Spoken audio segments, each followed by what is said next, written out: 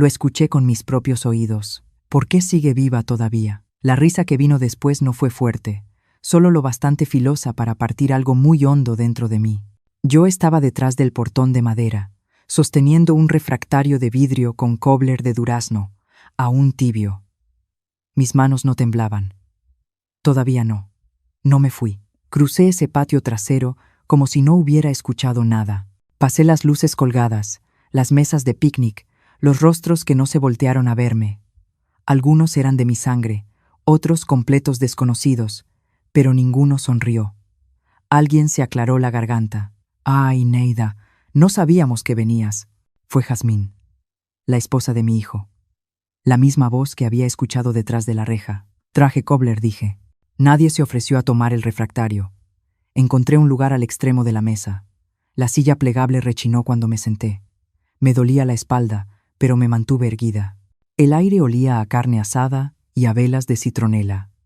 La música salía de una bocina, algo demasiado fuerte y acelerado para cualquiera mayor de 40 años. Reían, comían, bebían. Yo miraba. En cierto momento, Carlos, mi hijo, levantó su cerveza para brindar. Por la familia dijo, y cuando los vasos chocaron, nadie me miró. Los niños, mis nietos, pasaron corriendo frente a mí 3 veces. Nadie se detuvo. Nadie dijo, «Hola, abuela». Me pregunté si acaso me reconocían sin el delantal o sin las bolsas del mandado. Antes les llevaba gomitas en bolsas con cierre, escondidas entre las compras. Jazmín se me acercó al final. Se inclinó un poco, con esa sonrisa apretada que usa cuando hay cámaras cerca. «¿Quieres un plato?» Levanté la vista hacia ella. «Estoy bien». Asintió demasiado rápido y se fue antes de que pudiera decir algo más. Me quedé hasta el final.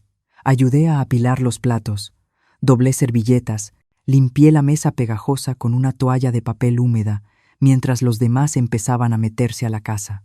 Luego tomé mi refractario de vidrio vacío, todavía tibio por el sol de la tarde, y me fui. No con enojo, no con tristeza, sino con una decisión. A la mañana siguiente hice café en mi cafetera más pequeña, solo una taza. Me senté en la mesa junto a la ventana, la misma donde Carlos hacía la tarea cuando era niño. Las piernas demasiado largas para la silla. En ese entonces, me necesitaba. Ahora apenas me toleraba. Ese domingo no hablé con nadie. El refractario del cobbler estaba limpio, seco y guardado. Salí de la casa una sola vez para recoger el correo, pero no abrí los sobres. No estaba lista para volver a ver su nombre en el recibo de la luz. Esa casa, su casa, fue mía alguna vez. Al menos el enganche. 800,000 pesos de mi fondo de retiro, cuando todavía creía en las segundas oportunidades y en invertir en la familia. Solo para que empieces, había dicho yo. Sin condiciones, al parecer. Sin lugar en la mesa tampoco. Los papeles seguían en mi archivero. Nunca había necesitado mirarlos antes, pero ahora sí quería verlos. No los números, esos ya los sabía. Quería ver los nombres, el nombre de quién estaba en qué, quién era dueño de verdad de lo que yo había dado. Saqué la carpeta rotulada Casa de Carlos. Dentro encontré el contrato de compra, la escritura y la carta firmada que yo misma había escrito, regalando el dinero sin expectativa de reembolso. «Porque eres mi hijo», había escrito. Leer esa línea dolió, más de lo que esperaba. Esa tarde llamé a una mujer llamada Elena. No es amiga mía. No exactamente, pero es muy lista. Trabajó en sucesiones. Nos conocimos jugando canasta hace años y mantuvimos contacto ocasional. Le dije que tenía preguntas sobre propiedades, donaciones y documentos patrimoniales. No preguntó por qué, solo dijo, «Ven mañana, trae todo». Dormí bien esa noche, sin pastillas, sin caminar de un lado a otro. No era paz exactamente, pero sí una especie de alineación. Por la mañana me vestí con cuidado. Pantalón planchado, zapatos de verdad, el buen abrigo, aunque hacía demasiado calor para usarlo. Cuando estás a punto de cambiar la forma de tu vida, te pones algo con botones. La casa de Elena olía a limpiador de limón y té de menta. Revisó la carpeta, hojeó los documentos y soltó un pequeño gruñido. No hay expectativas por escrito. No hay copropiedad. La escritura sigue a tu nombre. Lo que regalaste fue el enganche, no la propiedad. Ellos viven ahí, pero legalmente la casa es tuya. Lo sé, dije. Pero eso no significa que no tenga opciones. Me explicó qué todavía podía hacerse con cuentas, testamentos y poderes notariales. No puedes deshacer lo que ya diste, pero sí puedes decidir qué pasará con la casa y con todo lo demás. Eso fue suficiente. Me dio una lista. La doblé por la mitad y la guardé en mi bolsa. Esa noche volví a sentarme en la mesa de la cocina. Sin música, sin televisión, solo el silencio que antes odiaba y que ahora aceptaba. Tomé una hoja en blanco y escribí un nombre en la parte superior, Carlos. Luego tracé una sola línea sobre él. El miércoles horneé un pastel que no pensaba compartir, de arándano, con un poco de ralladura de limón. Usé la buena receta de la masa, la que antes reservaba para cumpleaños y Navidad. Esta vez era solo para mí, sin razón, sin ocasión, solo porque todavía podía. Me senté en el porche mientras se enfriaba, con las rodillas cubiertas por la vieja cobija que Doris me dio antes de fallecer. La calle estaba tranquila. Unos niños en bicicleta, alguien cortando el césped 2 casas más abajo. Era una de esas tardes en las que no pasa nada grande, a menos que estés mirando con atención. Cerca de las 4 de la tarde, un coche que reconocí se estacionó en la entrada de la casa de enfrente. La hermana de Jazmín, Micaela, bajó con una bolsa llena de mandado y una botella de vino. Tocó una vez y entró sin esperar. Cómoda, segura de su lugar. Yo no había sido invitada a esa casa en casi 4 meses, no desde el cumpleaños de Rubí. Incluso entonces, me sentaron cerca del bote de basura.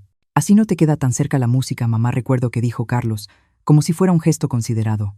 Rubí no abrió mi regalo hasta después de que me fui. Un libro ilustrado cosido a mano. Había escrito una notita dentro de la portada, con todo el amor que una abuela puede meter en una página. Nunca lo mencionó. Los había visto 2 veces desde entonces. Una en el supermercado, Carlos con prisa, Jazmín fingiendo no verme en el pasillo de las verduras. Otra vez en la biblioteca, donde Rubí pasó junto a mí sin detenerse, sin sonrisa, solo una mirada, como si yo fuera una maestra suplente o una vecina que no lograba ubicar. Y aún así, había mantenido un cajón en el pasillo con calcomanías, libretitas, pequeños tesoros para los niños, por si acaso. Durante años lo llené con cuidado. Ese día lo vacié. Todo, hasta lo último, fue a dar a una bolsa de papel. La dejé en la banqueta, junto con el resto del reciclaje. Observé la bolsa ahí durante horas, intacta, igual que yo. Esa noche me llegó un mensaje de Carlos. Oye, Jazmín dice que quizá lastimó tus sentimientos el domingo. No lo dijo con mala intención. Solo estaba cansada. Ya sabes cómo son los eventos familiares. Lo leí 2 veces. Luego lo borré. No respondí. Borrado.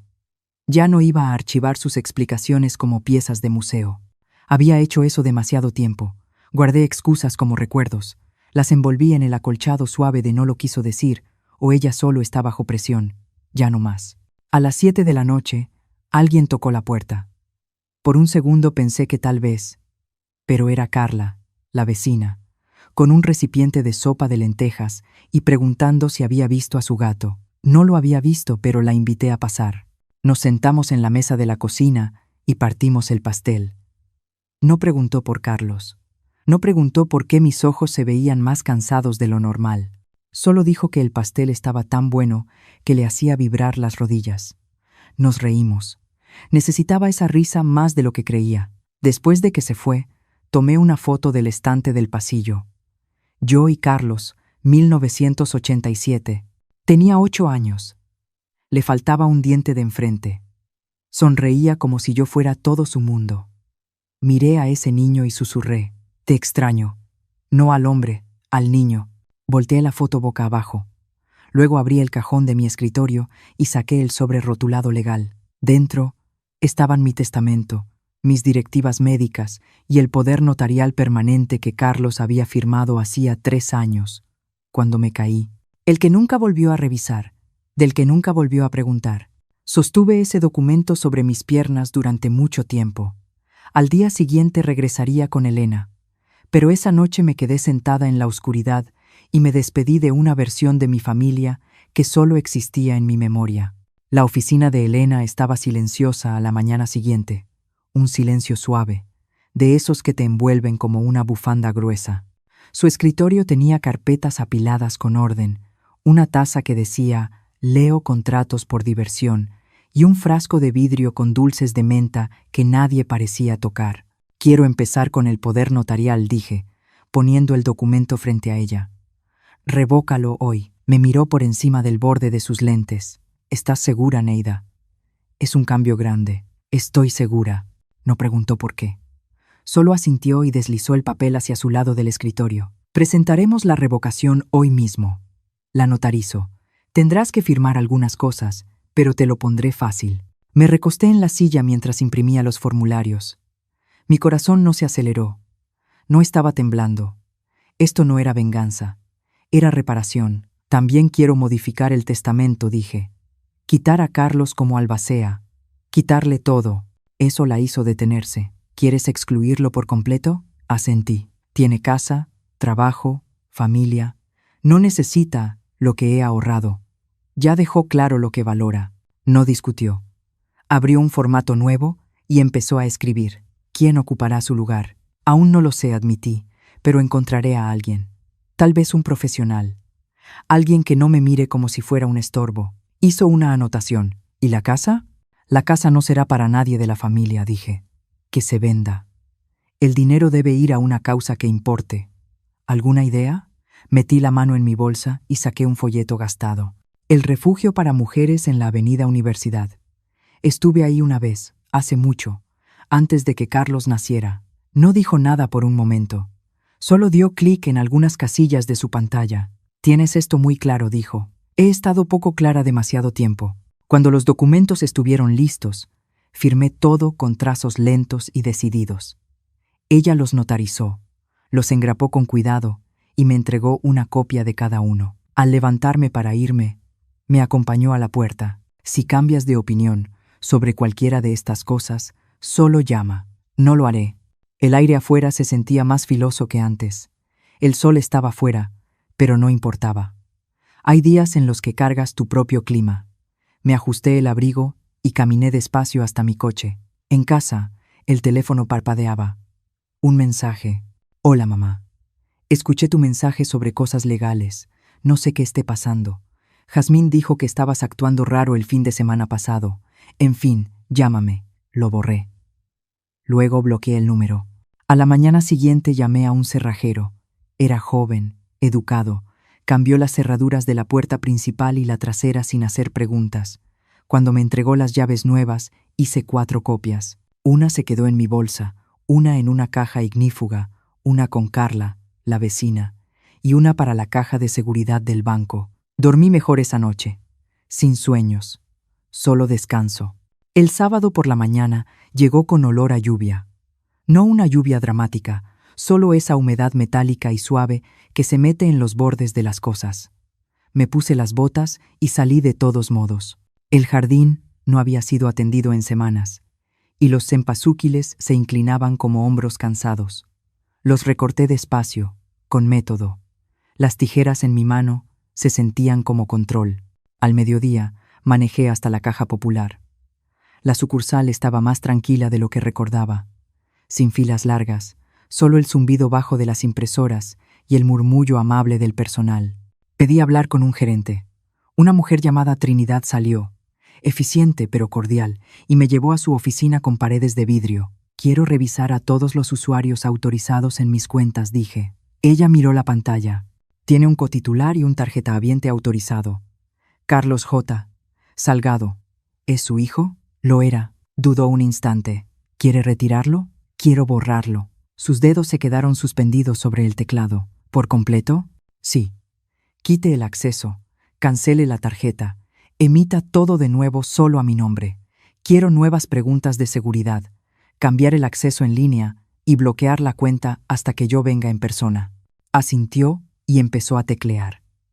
Mientras trabajaba, me quedé mirando la planta sobre su escritorio. Un potos, con hojas brillantes y en forma de corazón, cayendo suavemente hacia el suelo. Yo tenía uno igual en el cuarto de Carlos cuando era bebé. Una vez intentó comerse la tierra. Me reí tanto que casi se me cayó la pañalera. Trinidad imprimió los cambios y deslizó los papeles hacia mí. Si quiere activar alertas o crear un fideicomiso, también podemos ayudarle con eso. Todavía no dije. Aún estoy construyendo la siguiente versión de mi vida. Sonrió como si entendiera más de lo que dijo. Cuando salí del banco, no me sentí triunfante. Me sentí limpia. En casa, fui al closet del pasillo, el de las cajas con fotos, los manteles de fiestas y la colcha que nunca terminé. Saqué la caja ignífuga con seguro y la abrí. Dentro estaban mis documentos más importantes. La escritura de la casa, actas de nacimiento, pólizas de seguro. Saqué el acta de nacimiento de Carlos. No para destruirla, solo para separarla. La puse en una carpeta rotulada Historia y la guardé en un cajón lejos de todo lo demás. Esa noche abrí mi libreta de direcciones.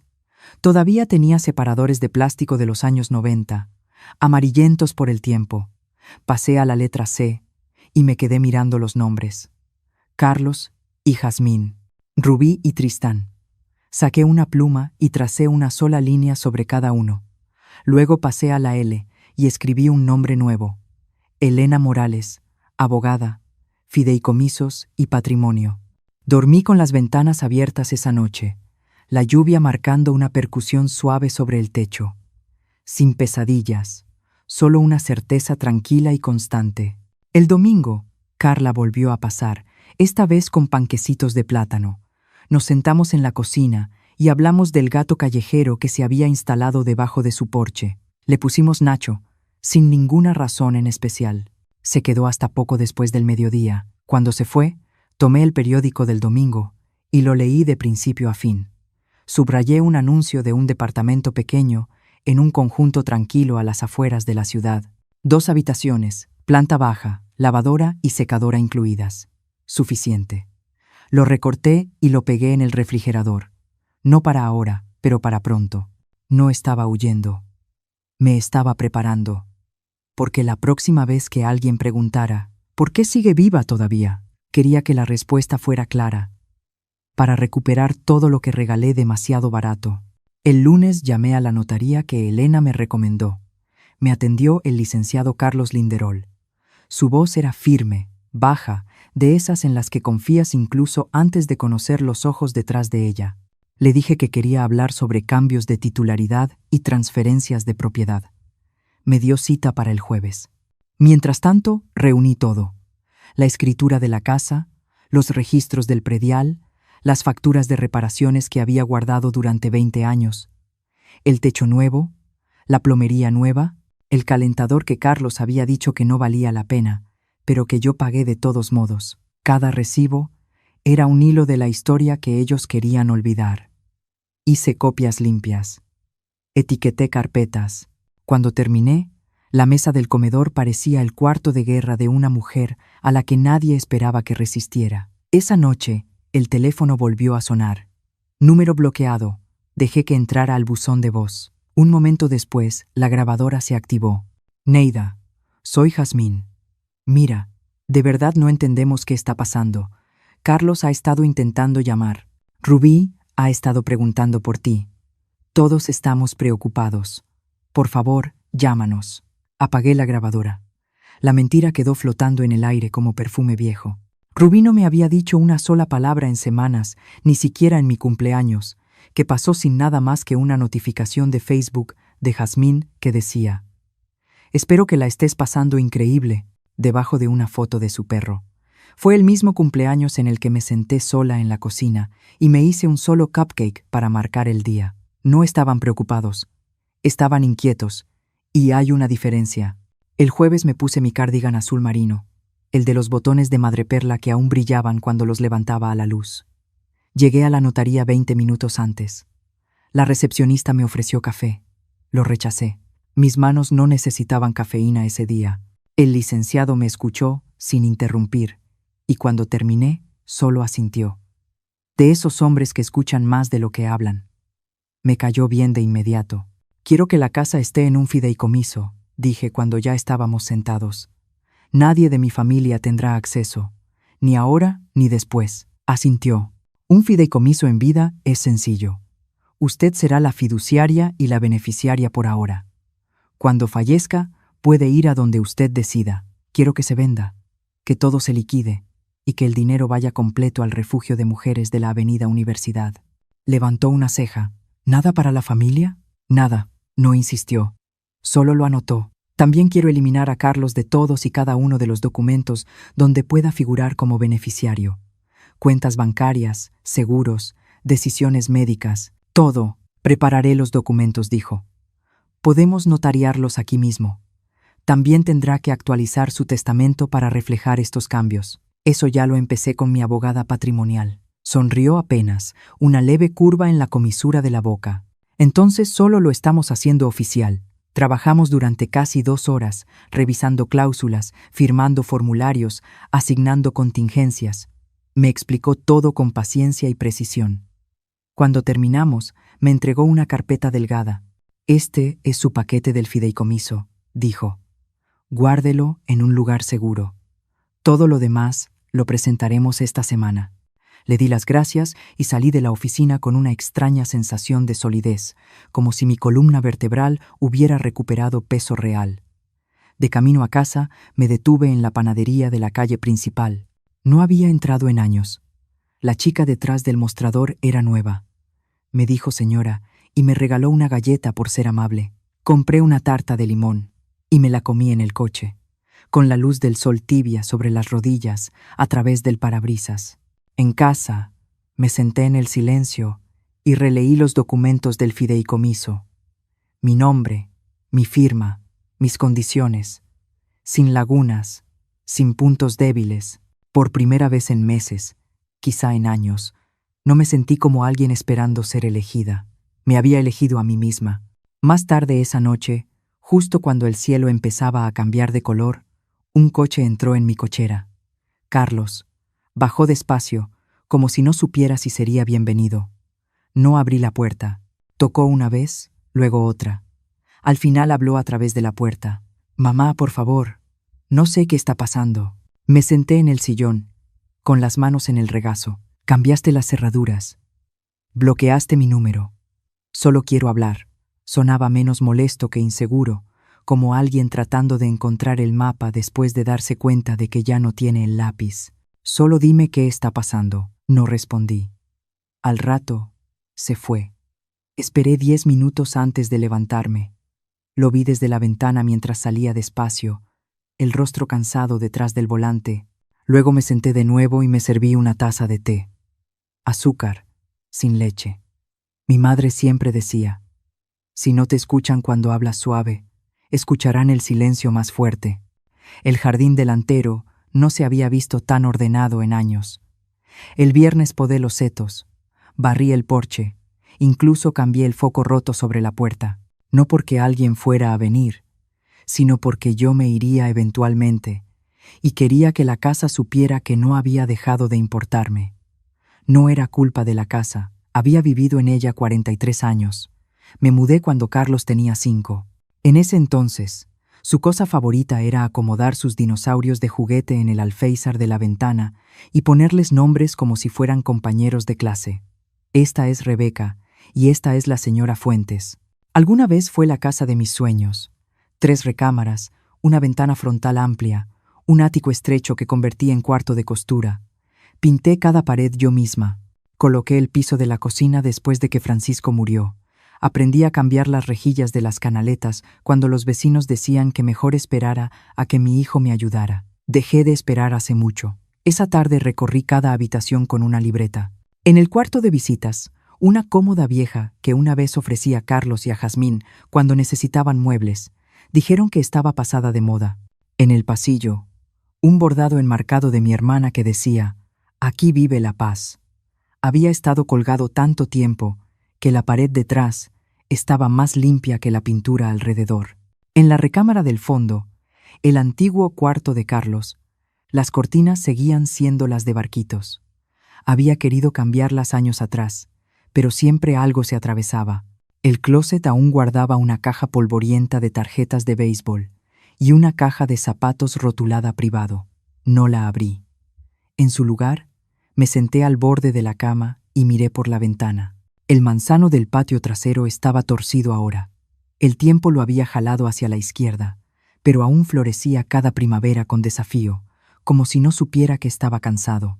Me quedé ahí casi una hora, recordando cuando Carlos trepó ese mismo árbol y se quedó atorado, aullando como sirena hasta que salí descalza y furiosa, arrastrando la escalera detrás de mí. La forma en que me abrazó después, temblando con lágrimas que aún no se iban. «No se lo digas a nadie», me dijo. Y nunca lo hice. Recordé la primera vez que vino con Jazmín. La forma en que miró mi casa como si fuera un motel que aún no tenía reseñas. «Está acogedora», dijo. Recordé la primera vez que cargué a Rubí, sus mejillas rojas y arrugadas. Carlos lloró ese día. «Es perfecta», susurró. Recordé la Navidad en que Jazmín me dijo que no llevara comida porque los niños no comían cosas a la antigua, y cómo llevé un pastel de todos modos. Rubí no lo tocó. Tristán dijo que sabía a jabón. Se rieron. Ese fue el año en que dejé de hornear para sus fiestas, pero nunca dejé de hornear. Me levanté y escribí en mi libreta: dejar las cortinas, llevar la colcha. En la cocina, abrí el gabinete sobre la estufa. Mi gabinete de repostería. Todo seguía en su lugar. Vainilla, canela, azúcar mascabado, las tazas medidoras pesadas que Francisco me regaló en nuestro 10º aniversario. Las envolví con cuidado y las puse en una caja acolchada rotulada guardar.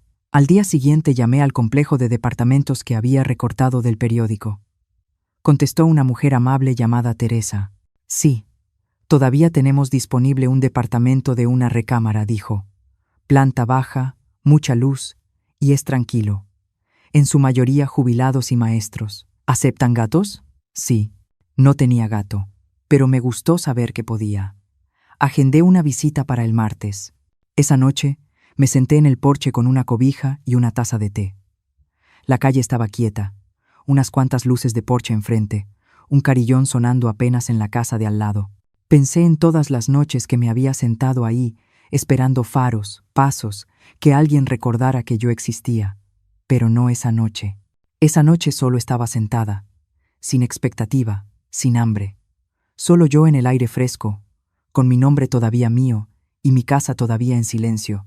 Pensé en Carlos. No lo extrañaba. No exactamente. Extrañaba la idea de él. El hijo que construía castillos de Lego sobre mi mesa de centro. El niño que me apretaba demasiado la mano al cruzar la calle. Ese niño había desaparecido, hacía mucho. Reemplazado por un hombre que no podía ver más allá de sus propias necesidades, de su propia agenda. Tal vez algún día lo lloraría como se debe. Pero no ahora. Ahora tenía que empacar. La llamada llegó el domingo por la tarde. No de Carlos, de Rubí. «Hola», abuela dijo. Su voz era más pequeña de lo que recordaba. «¿Este sigue siendo tu número?» «Lo es. Lo encontré en uno de los teléfonos viejos de papá. No sabía que estaba buscando. Hice una pausa. Esperé. Quería decir lo siento por el patio trasero. Por todo, en realidad. No me apresuré a consolarla. Ese impulso, el de proteger a otros de su propia vergüenza, había vivido en mí mucho tiempo, pero lo había desalojado recientemente. «¿Por qué lo sientes?», pregunté con suavidad. Ella respiró hondo. «Por no hablar contigo, por fingir que no te vi en la biblioteca, por reírme cuando mamá dijo lo que dijo. No fue gracioso. Yo solo…» Se detuvo. «Solo querías pertenecer», terminé por ella. Sí, no la perdoné de inmediato. Así no funcionan las disculpas reales, pero sí dije: «Gracias por llamar. ¿Puedo verte?», preguntó. Solo yo. Pensé en el cajón de los pasteles que había vaciado, en las tarjetas de Navidad que seguí enviando incluso cuando dejaron de llegar de regreso, en cómo me apretaba la mano al cruzar banquetas heladas. «Está bien», dije. «Ven mañana después de la escuela». «¿Solo tú?», soltó el aire como si hubiera estado conteniéndolo todo el verano. «Sí, lo prometo». Colgué y me quedé sentada en silencio, el té enfriándose entre mis manos. El lunes amaneció gris y con llovizna, de esos días que vuelven todo más suave. Horneé pan de plátano, no para nadie en particular, solo para llenar la casa de algo tibio. A las 4:12 Rubí tocó. Estaba en el porche, con una sudadera 2 tallas más grande y tenis con las agujetas sueltas. Sus ojos tenían un borde de algo que no era solo rímel. No estaba segura de que fueras a abrir, dijo. Yo no estaba segura de que fueras a tocar, respondí. Adentro, nos sentamos en la mesa de la cocina. Ella picoteó el pan. Yo serví té. Mamá dice que te volviste loca, dijo. Sin malicia, que nos estás cortando. No estoy cortando, dije. Estoy eligiendo. Hay una diferencia. Asintió, como si casi entendiera. No te odio, añadí. Yo tampoco te odio, susurró. Yo solo creo que copié cómo actuaban ellos, y no lo cuestioné hasta que empecé a extrañarte. Esa frase me dobló algo por dentro. Quiero volver, dijo. Si eso está permitido. La miré. A esta niña que aún tenía los mismos ojos que Carlos a los 8 años, antes de que el mundo le enseñara a ser duro. Puedes volver, dije. Pero no por pastel, ni por regalos. Solo por la verdad. Puedo hacer eso. Se quedó una hora. No hablamos de Carlos ni de Jazmín. Solo de la escuela, de libros, de un gato que quería, pero no le permitían tener. Se fue con una segunda rebanada de pan de plátano envuelta en papel aluminio. Después de que bajó por la entrada, la miré hasta que dobló la esquina. No me sentí esperanzada. Me sentí honesta. Esa noche escribí en mi diario. Quizá algunas puertas no necesitan azotarse. Solo cerrarse con cuidado desde dentro, dejando una ventana entreabierta para quienes llegan solos y tocan con respeto. Los días siguientes pasaron en calma. Empaqué despacio, un cajón a la vez, un recuerdo a la vez. No por nostalgia, sino porque quería saber qué me llevaba y por qué. Si algo no me hacía sentir más fuerte, no venía conmigo. La visita al departamento estaba programada para el jueves por la tarde. Esa mañana desperté temprano y preparé café lo bastante fuerte como para sostenerse solo. Me puse pantalón y blusa, no porque alguien fuera a juzgarme, sino porque empezar un capítulo nuevo merece costuras limpias. El complejo era más sencillo de lo que mostraba el folleto, pero se sentía correcto. Edificios de ladrillo, jardineras ordenadas, una banca bajo un árbol de tilo. Teresa, la administradora, me recibió como si ya supiera quién era. Planta baja, dijo, abriendo la puerta del 1B. Ventanas al sur. Vecinos tranquilos. La calefacción está incluida. El espacio era pequeño, sí, pero honesto. Sin pretensiones, sin ecos de voces que se habían vuelto frías. Solo luz limpia y paredes esperando historias nuevas. Entré a la cocina y pasé la mano por la cubierta laminada. No era mármol, pero era mía. La estufa tenía solo 4 quemadores y el refrigerador zumbaba bajito, como guardando un secreto. Me gustó. Me quedo con él, dije. Teresa parpadeó. ¿No quiere pensarlo? Ya lo hice. Para esa tarde, el papeleo estaba firmado. Dejé el depósito y programé la mudanza para el 1 del mes. 3 semanas, tiempo suficiente para irme con cuidado, no con prisa. Esa noche me senté en la sala entre cajas a medio llenar y escribí una tarjeta nueva para la libreta de direcciones. Neida Salgado, departamento en planta baja, colonia tranquila, cerca de la avenida principal, sin reenvío para Carlos. Sonreí al guardarla en el cajón. 2 días después, Carlos volvió a aparecer. No tocó de inmediato. Escuché su coche antes de verlo. El motor estuvo encendido un rato al frente, como si ensayara algo detrás del volante. Cuando por fin subió al porche, lo encontré en la puerta. No la abrí. Me bloqueaste, dijo, no enojado, solo confundido. Cambiaste todo. Sí. ¿Por qué? No hablé de inmediato. Miré su rostro, más viejo de lo que recordaba, o quizá dejé de verlo con claridad hace años. Escuché lo que dijo Jazmín, le dije en el patio. Y te escuché reír. Se movió incómodo. No fue mi intención. Ya sabes cómo es ella. Habla sin pensar. Era una broma. No, Carlos. Una broma tiene remate. Eso fue crueldad envuelta en silencio. No sabía que estabas ahí, murmuró. Ese es exactamente el problema. Parpadeó. Entonces, ¿eso es todo? ¿Me estás borrando por una mala tarde? Quise reír. ¿Una tarde? Aquella tarde fue solo la última gota de una pila construida durante años. Años de ser relegada, de ser servida de migajas, ignorada, tolerada, una vida donde yo era conveniente, pero nunca considerada. No te estoy borrando, dije. Por fin me estoy eligiendo. Frunció el ceño. Rubí dijo, ¿que la estás dejando ir? Sí. Entonces ella sí pasa. No. Ella pidió volver. Tú esperaste a que tu nombre empezara a desaparecer de los documentos. Su rostro se tensó. Esto es por dinero. No. Esto es por dignidad. Miró más allá de mí, hacia el pasillo. Tal vez esperaba ver la mesita vieja con sus fotos escolares enmarcadas o la canasta de tarjetas festivas que yo solía guardar. Pero el pasillo estaba limpio, despejado. Siempre seré tu hijo, dijo. Y yo siempre seré la mujer que te dio más de lo que debía. Di un paso atrás y cerré la puerta. No la azoté, solo la cerré. A través de la ventana lo vi quedarse un momento más, y luego irse. Esa noche no me sentí triunfante. Lloré 7 minutos. Los medí. Me permití sentir la ruptura, no porque me arrepintiera, sino porque los finales merecen respeto. Luego hice té, doblé una caja más y la coloqué junto a la puerta con la etiqueta «Guardar». La mesa de la cocina tenía solo lo que importaba ahora: una taza de té, una lámpara y un tazón bajo con naranjas. Todo lo demás estaba empacado o donado. Ya no necesitaba mucho, solo lo que cabía dentro de una vida pequeña. El domingo por la tarde ofrecí té, por primera vez en años. No por cumpleaños ni fiestas, solo por abrigo. Marta llegó primero, con su cojera y su bolsa de libros de crucigramas.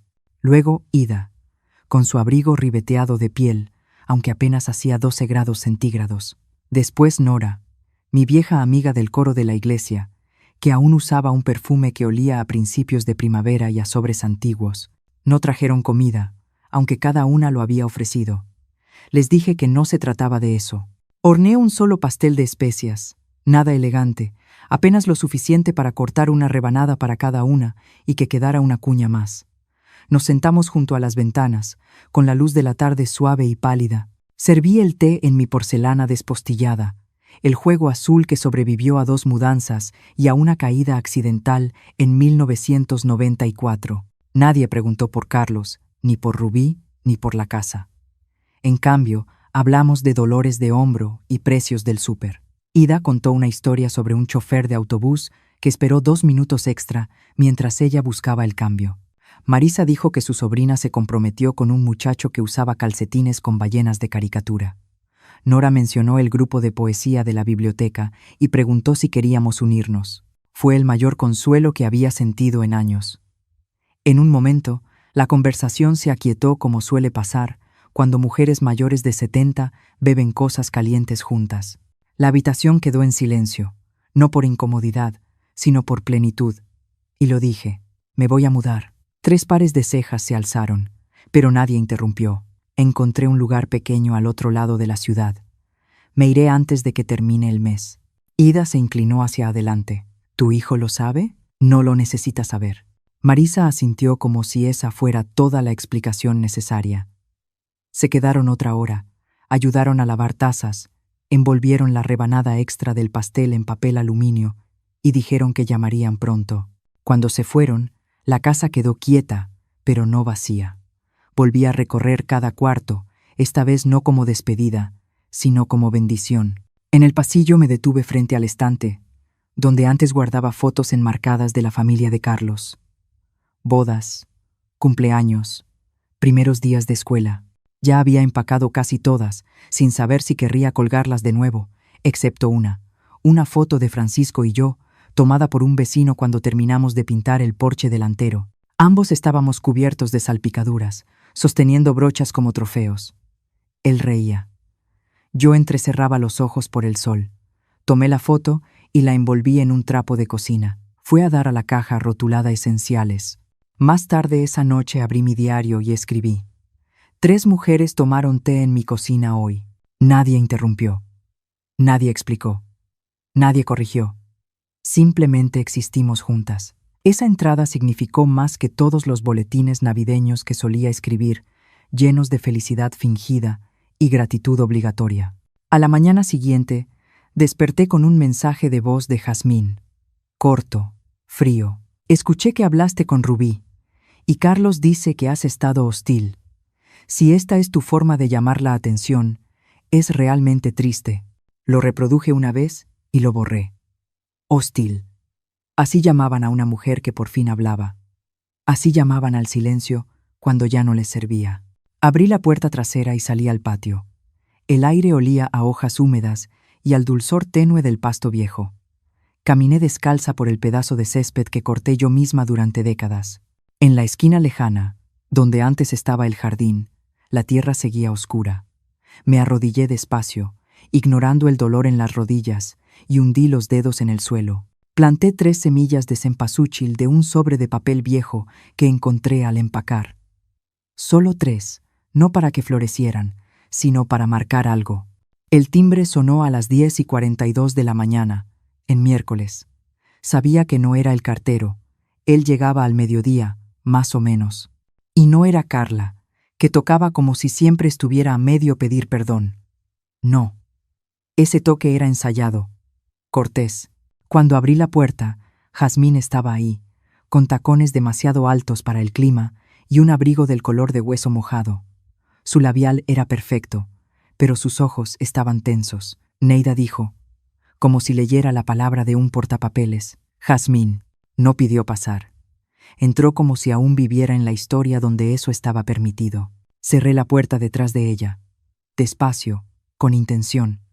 Se quedó de pie en medio de mi sala como alguien a punto de presentar una propuesta, las manos demasiado apretadas frente a su bolso. Esto se está saliendo de control, empezó. Bloqueaste a Carlos. Cambiaste tus cuentas.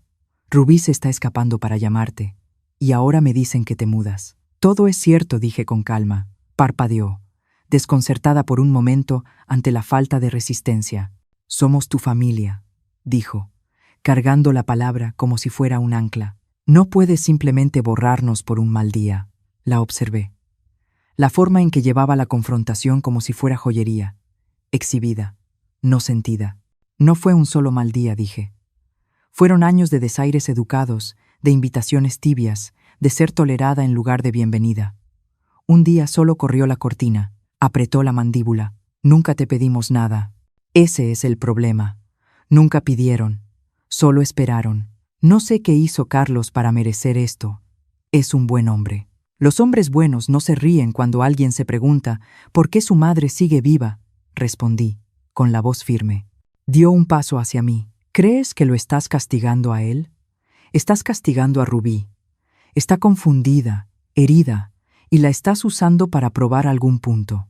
Eso me hizo pausar, no porque tuviera razón, sino por lo fácil que la culpa aún sabía pronunciar mi nombre.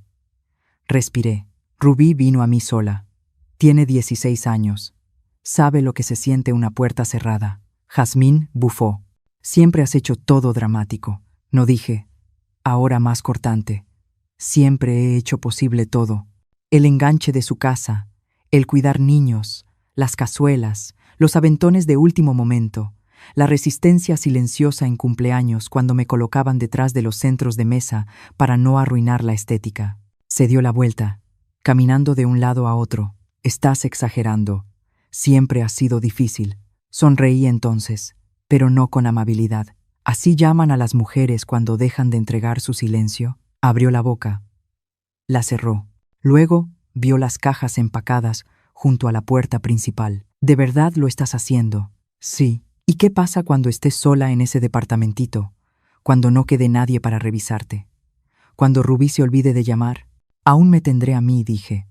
Y prefiero estar sola con honestidad que rodeada de gente que se estremece ante mi presencia. Miró alrededor como si la casa pudiera ayudarla a ganar, como si las paredes fueran a intervenir. Estás tirando todo, no dije, tomando la carpeta con los documentos de mi fideicomiso y colocándola sobre la mesa.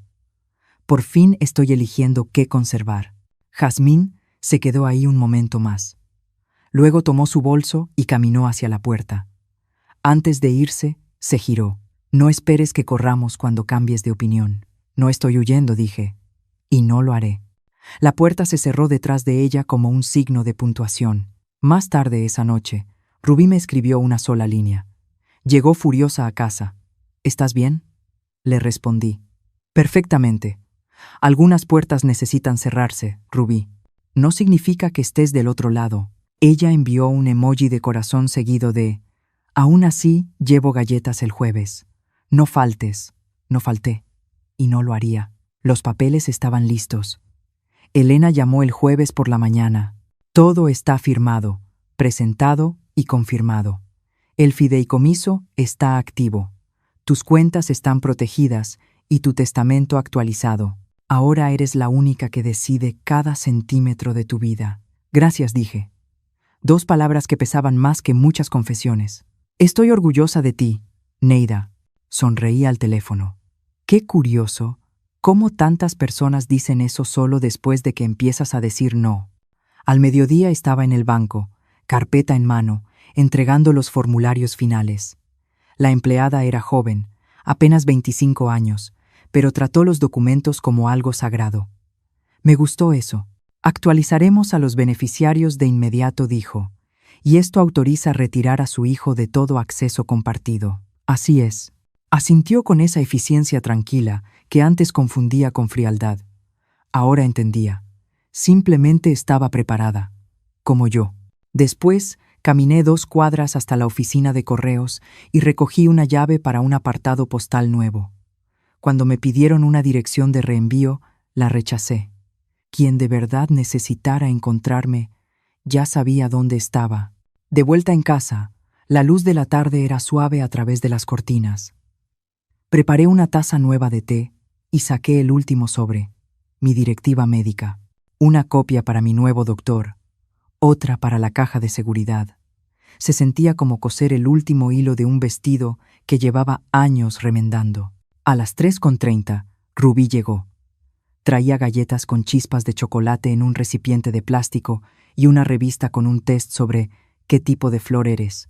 Nos sentamos en el porche, comiendo galletas y marcando respuestas con lápiz.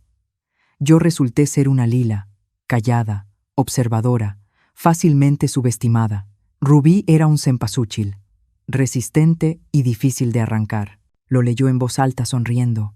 Eso sí cuadra. Cuando se acabaron las galletas, nos quedamos sentadas. Balanceaba las piernas suavemente bajo la banca. Papá dice que le estás dando la espalda a la familia. No respondí de inmediato. Está dolido, añadió, más bajo. No lo justifica, pero es de lo único que habla. Entonces por fin está hablando de algo que importa, dije. Miró su regazo. Extraño a la Neida de antes. No dije. Extrañas a la versión de mí que se dejaba borrar en silencio. Esa no era yo. Eso era supervivencia. Asintió. Ahora lo entiendo. Nos quedamos un rato más. Luego sacó un papel doblado. Es solo un boceto, dijo, de pronto tímida. Lo hice anoche. No sé si sea bueno. Lo abrí. Un dibujo a lápiz, tosco pero claro. Una mujer sentada en una silla, la espalda recta, la mirada al frente. Frente a ella, un tablero de ajedrez. De su lado, solo 2 piezas. Del otro, el juego completo. Pero sus piezas estaban en posiciones ganadoras. No ha terminado, dijo Rubí. Apenas está empezando a jugar su partida. No hablé. No pude. Le apreté la mano. ¿Puedo colgarlo en el nuevo departamento?, pregunté. Se iluminó. ¿De verdad? ¿De verdad? Mientras el cielo se volvía durazno detrás de los techos, se levantó para irse. Sé que esto no arregla todo, dijo. Pero quiero estar cerca, si me dejas. Lo estarás, respondí, pero solo siendo quien eres, sin fingir. Sonrió. Los cempasúchiles no fingen. Después de que se fue, me quedé sentada sola durante mucho tiempo. El dibujo sobre mis piernas, la casa en silencio a mi alrededor, todos los papeles firmados, todas las decisiones tomadas, sin más permisos que pedir, sin más esperas de invitaciones que llegaban tarde o vacías. Había terminado, no con amargura, sino con firmeza. Al día siguiente empezaría a empacar las últimas cajas y después de eso, algo mejor que la esperanza. Espacio. El día de la mudanza llegó en silencio, sin ceremonia. Desperté antes del amanecer, preparé café en la misma taza despostillada que había usado durante más de 20 años, y me quedé de pie en la cocina por última vez, descalza, con el linóleo frío bajo las plantas de los pies. La luz Aún no llegaba a las ventanas, pero no la necesitaba. Conocía cada centímetro de esa casa en la oscuridad. Los cargadores llegaron a las 9 en punto. 2 hombres jóvenes, educados, rápidos, un poco sorprendidos por la poca cantidad de cajas. Todo estaba claramente rotulado: cocina, guardar, closet, donar, recámara, recuerdos, y una que decía no abrir todavía. No hicieron preguntas. Para el mediodía, la casa estaba casi vacía. Las paredes parecían cansadas, como si soltaran el aire. Recorrí cada habitación despacio, pasando los dedos por las superficies por última vez, no para aferrarme, sino para agradecer. En el pasillo, me detuve donde antes estaban las marcas de estatura de Carlos, largas, ya pintadas encima. Aún podía sentir las hendiduras si presionaba lo suficiente. 5 años, 7, 11. Una vida entera medida en centímetros que no podía deshacerse. No lloré. Dejé un sobre pequeño en el cajón superior de la mesa vacía del pasillo. Dentro había una llave y una nota que decía simplemente: «Esta casa me enseñó todo. Gracias». Luego cerré la puerta principal detrás de mí y no miré atrás. El departamento olía a pintura fresca y a comienzos nuevos. Los cargadores colocaron las cajas exactamente donde les pedí. Les di una propina demasiado grande. No me importó. Teresa, de la oficina, me llevó un paquete de bienvenida y una plantita. Algo verde, dijo, para el alféizar. Era una suculenta pequeña, en una maceta de cerámica, con forma de gato. La puse junto al fregadero de la cocina y susurré: «Creo que nos vamos a llevar bien». Lo primero que desempacé fue la tetera. Lo segundo, el dibujo de Rubí. Lo colgué cerca de la ventana, donde la luz lo tocaba suavemente, las líneas de lápiz brillando como si acabaran de trazarse. Esa noche me hice un pan tostado y lo comí en el balcón, envuelta en una cobija, sin ruido, solo el viento y el zumbido ocasional de la televisión de alguien más a través de la pared. No me sentí perdida, me sentí amplia. A la mañana siguiente desempaqué la última caja. Dentro estaban lo esencial: 2 vestidos, un par de zapatos, una lata de botones que había reunido durante décadas y una carta doblada en 3, amarillenta en los bordes. La letra de Francisco, la carta que me escribió antes de su cirugía, la que no sobrevivió. Si algo sale mal, no te pliegues. Mantente abierta, mantente cálida, vive con las manos sin apretar. Tienes más fuerza de la que imaginas.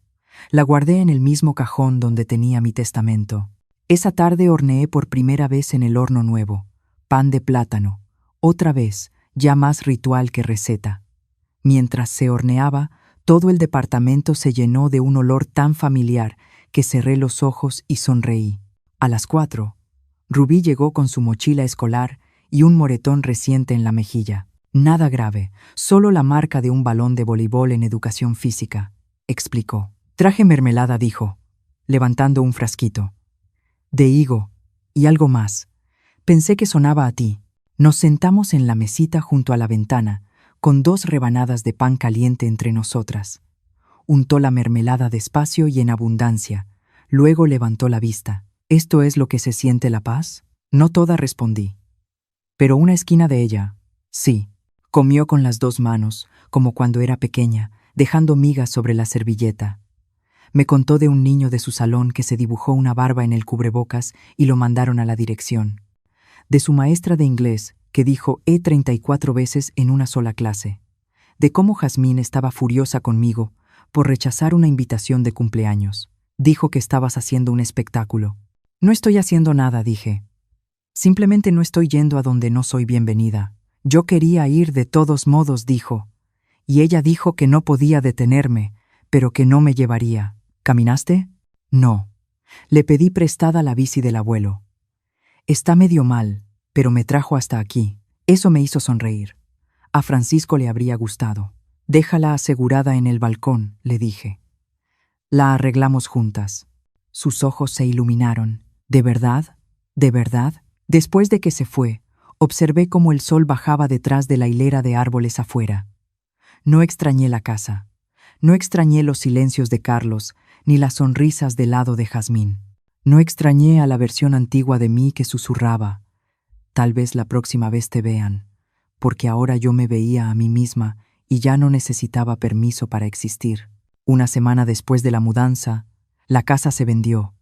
La agente inmobiliaria llamó para decir que la oferta había llegado un poco por encima del precio solicitado. Una pareja mayor, sin hijos, buscando silencio e historia, dijo. Casi me reí. Habían encontrado ambas cosas. No regresé, ni siquiera para la inspección final. Le di a Carlos poder notarial para la venta, firmé lo que había que firmar y lo solté. Me llamó cuando cerró. Ya está, dijo. Le di las gracias, colgué y me quedé de pie en medio de mi departamento. No era grande, pero cada centímetro era mío. Abrí una cuenta bancaria nueva para la donación al refugio. No la puse en mi testamento. La di ahora. Fui personalmente, entregué el cheque a la directora y dije, esto es para las mujeres que se van sin zapatos. Ella miró la cantidad y empezó a llorar. Yo no, ya había llorado. Esto no era duelo, era intención. Esa noche hice sopa. No para nadie, no por una ocasión, solo porque me gusta cómo los puerros se ablandan en la mantequilla. La radio sonaba bajito al fondo, alguna estación de jazz sin anuncios, solo saxofones y ritmos suaves que no pedían aplausos. Comí en bata, de pie junto a la estufa, sin mesa puesta, sin explicaciones, solo hambre satisfecha. Cerca de las 8:30 sonó el timbre del intercomunicador. No esperaba a nadie. Cuando contesté, escuché la voz de Rubí. ¿Puedo subir? Claro. Traía una caja de zapatos y llevaba una sudadera enorme con las mangas cubriéndole las manos. ¿Qué hay en la caja? Cosas que no estoy lista para guardar en casa, dijo. Dentro había un cuaderno, un cargador de celular, un collar que no era del gusto de Jazmín y una foto de ella y yo en el zoológico cuando tenía 5 años. Tenía chocolate en la cara. Había olvidado ese día. Ella no lo había olvidado. No quiero vivir ahí cuando sea grande, dijo de pronto, sentándose en el piso con las piernas cruzadas. Con ellos, quiero decir. No tendrás que hacerlo, respondí. Tú eliges, incluso si me odian por eso. Sobre todo entonces asintió, pensativa. ¿Crees que la gente puede cambiar? A veces dije, pero creo que la mejor pregunta es si pueden dejar de fingir. Levantó la vista. ¿Sigues enojada? No. Ya terminé. Rubí se quedó hasta casi las 10 de la noche. No hablamos de Carlos. No pidió historias sobre él, y yo no ofrecí. Hay hilos que no necesitan atarse. Cuando se fue, me abrazó más fuerte de lo que nunca lo había hecho. A la mañana siguiente, caminé a la tiendita de la esquina por leche. El hombre detrás de la caja me saludó como si ya fuera parte de la rutina. Usted es la señora del pan de plátano, dijo. El niño de la bicicleta habla de usted. Sonreí. Esa soy yo. Compré un periódico solo porque podía, y lo leí en el balcón con los pies recogidos bajo mí. El mundo seguía girando. Las cuentas seguían llegando, pero el silencio en mi pecho ya no era pesado. Era descanso. Más tarde, esa semana llegó una carta. Sin remitente, pero la letra era de Carlos. La abrí despacio. Mamá, no sé cómo arreglar esto. No sé si quieres que lo haga. Dije cosas que no puedo desdecir. Dejé que pasaran cosas. Debí haberlas detenido. No sé cómo ser el hombre que mereces, y me da miedo que sea demasiado tarde para aprender. Pero Rubí habla de ti todos los días ahora. Está distinta, más valiente, y eso viene de ti. Lo siento. Espero que algún día me dejes intentarlo. Doblé la carta y la guardé en un cajón. No como perdón, no como rechazo, solo como un espacio donde pudiera descansar sin ser tocada. Esa noche escribí en mi diario. Ya no estoy enojada, ya no tengo miedo, no estoy esperando en ventanas, no estoy vigilando porches, no soy una invitada olvidada en la mesa de alguien más, estoy construyendo la mía. El día que cumplí 73 años, desperté sin alarma. No hubo globos, ni mensajes sorpresa de parientes que me recordaban una vez al año. No hubo reservaciones para brunch, ni bolsas de regalos en la puerta. Solo la luz de la mañana atravesando cortinas limpias, el sonido de la lluvia a lo lejos y la respiración suave de una vida que ahora me pertenecía solo a mí. Hice hotcakes, 2. Los comí con miel y una pera en rebanadas. Luego me senté en medio de mi pequeño departamento con la foto de Francisco apoyada en una silla y dije, bueno, llegamos, ¿no? Al mediodía, Rubí llegó. Traía tulipanes rojos, aún envueltos en el papel del florista. No eres de pastel de cumpleaños, dijo. Así que traje flores, como hacen los adultos. Me dio un sobre pequeño. Dentro había una tarjeta hecha por ella, pintada, no dibujada. En el frente, una imagen simple. 2 sillas en un porche, una vacía, otra con una taza de té en el descansabrazos. Adentro decía, gracias por guardar un lugar para mí. Tomamos té y pan tostado y hablamos de sus exámenes finales, de sus planes, para trabajar medio tiempo en el refugio durante el verano y de cómo estaba tratando de convencer a su escuela de iniciar un grupo de apoyo para chicos que no sienten que casa sea hogar. Me preguntó si podía usar mi nombre. Solo si lo usas para algo verdadero, dije. Ella rió. Es la única forma en que lo uso ahora. Antes de irse, dijo, «Te ves diferente». «Me siento diferente», respondí. Me observó como si estuviera haciendo un inventario. «Te ves como alguien que ya no se encoge». Después de que se fue, me senté en el balcón con un libro que llevaba 15 años queriendo leer. Leí 3 capítulos y luego lo dejé. No porque estuviera cansada, sino porque ya no necesitaba terminar las cosas solo para demostrar que podía. Al día siguiente, envié por correo una donación a un fondo legal para mujeres mayores en disputas de vivienda. No incluí nota alguna, solo el cheque y el nombre del fideicomiso. En silencio, como una piedra colocada en la mano correcta, también planté albahaca en una maceta pequeña de barro. Se marchitó un poco los primeros días, y luego se enderezó, inclinándose hacia la ventana de la cocina como si hubiera tomado la decisión de vivir. Una mañana recibí un mensaje de texto de Carlos. «Feliz cumpleaños, mamá. No mandé tarjeta. Supuse que aún no me la he ganado. Solo quería que supieras que sigo aquí». No respondí. No por enojo, sino porque no toda disculpa necesita respuesta. Algunas solo necesitan caer en silencio en el lugar donde antes se ignoró el daño. Esa tarde invité a Marta e Ida. Nora no pudo venir. Se había resfriado, pero envió un crucigrama arrancado del periódico con una nota. La 12 vertical me hizo pensar en ti. Las respuestas anclan. Tomamos té y nos reímos de rodillas, de política y de cómo Teresa, de la oficina de arrendamiento, se había aficionado a observar aves en el pasillo. Trajeron un pey de cereza y la promesa de volver la próxima semana. Después de que se fueron, me quedé un momento en el umbral y solo escuché. No los pasos alejándose, ni el silencio regresando, sino el sonido de una casa que se había llenado de nuevo, esta vez con el tipo correcto de ruido. Esa noche, antes de apagar la luz, escribí en mi diario por última vez en ese cuaderno. Preguntaron por qué seguía viva. Ahora puedo responder, para recordar mi nombre, para poner mi propia mesa, para mantener la puerta abierta lo justo para quienes tocan con las manos limpias.